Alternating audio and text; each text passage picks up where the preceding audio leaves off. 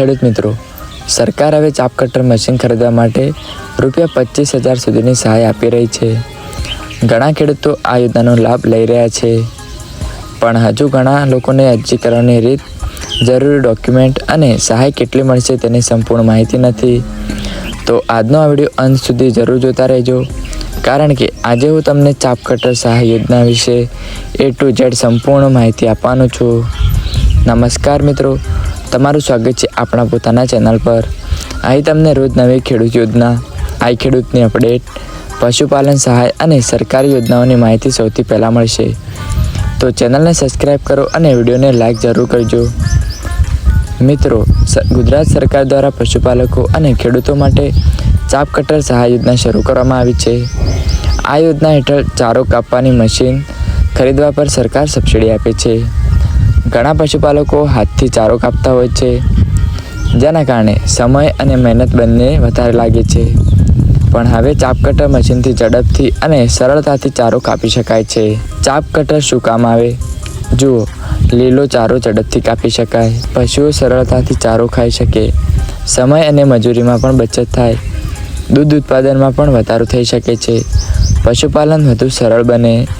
એક મશીનથી રોજના કલાકો સમય બચી શકે છે. મિત્રો, હવે સૌથી મહત્ત્વની વાત કે સરકાર કેટલા રૂપિયાની સહાય આપે છે.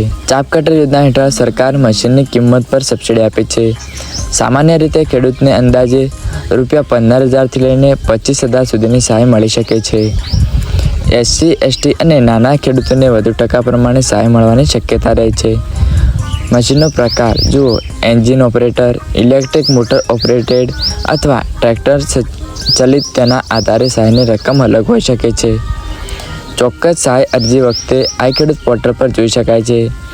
ઘણા ખેડૂતો આ યોજનાનો લાભ લઈને ઓછા ખર્ચે ચાપ કટર ખરીદી રહ્યા છે અને પશુપાલનને વધુ સરળ બનાવી રહ્યા છે. અરજી કરવા માટે કયા ડોક્યુમેન્ટ જોઈશે? આધાર કાર્ડ, 7, 12 અને 8 ઉતારા, bank passbook, ration card, mobile number, જાતિનો દાખલો, પશુપાલન સંબંધિત માહિતી. હવે વાત કરીએ અરજી કેવી રીતે કરવી. સ્ટેપ 1, આ ખેડૂતની ઓફિશિયલ વેબસાઇટ ખોલો. સ્ટેપ 2, કૃષિ યોજના વિભાગમાં જાઓ. સ્ટેપ 3, ચાપ કટર સહાય યોજના પસંદ કરો. સ્ટેપ 4, તમારી સંપૂર્ણ માહિતી ભરો. સ્ટેપ 5, જરૂરી ડોક્યુમેન્ટ અપલોડ કરો. સ્ટેપ 6, ફાઇનલ સબમિટ પર ક્લિક કરો. ફોર્મ સબમિટ કર્યા પછી અરજી નંબર સાચવી રાખવો જરૂરી છે. જુઓ મિત્રો, ખોટા ડોક્યુમેન્ટ અપલોડ કરશો, મોબાઈલ નંબર ચાલુ નહીં હોય, અરજી પછી સ્ટેટસ પણ ચેક કરતા રહેજો. મંજૂરી આવ્યા પછી જ મશીન ખરીદવું. અને સૌથી મહત્ત્વની વાત કે છેલ્લી તારીખ પહેલાં જ અરજી કરી દેજો. તો મિત્રો, આશા છે કે તમને ચાપ કટર સહાય યોજના વિશે સંપૂર્ણ માહિતી મળી ગઈ હશે. જો વિડીયો ઉપયોગી લાગ્યો હોય તો લાઈક કરો, શેર કરો અને ચેનલ સબસ્ક્રાઈબ જરૂરથી કરજો. અને કમેન્ટમાં લખજો ચાપ કટર યોજના. તો ચાલો મળીએ આગામી નવી યોજના સાથે. જય જવાન, જય કિસાન.